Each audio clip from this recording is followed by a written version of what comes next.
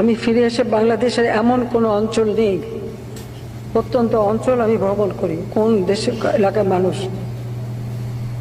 যে দেশে বঙ্গবন্ধুর আমলে আমরা প্রবৃদ্ধি 9 ভাগ পর্যন্ত অর্জন করেছিলাম, মাথাপিছু আয় মাত্র 54 মার্কিন ডলার থেকে 277 মার্কিন ডলার উন্নীত করেছিলাম, সেই দেশ আবার পিছনে পড়েছিল, আবার হাহাকার, দুর্ভিক্ষ প্রতিনিয়ত দেখেছি।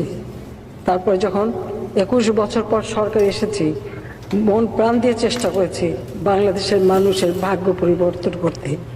প্রথমে খাদ্য নিরাপত্তা, খাদ্য উৎপাদন বৃদ্ধি এবং খাদ্যের স্বয়ংসম্পূর্ণতা অর্জন, সেই সাথে পুষ্টি নিশ্চয়তা দেওয়া এবং শিক্ষা, স্বাস্থ্য, চিকিৎসা মানুষের দোরগোড়ায় পৌঁছে দিয়ে এদেশের মানুষকে একটা উন্নত জীবন দেওয়া। প্রথমবার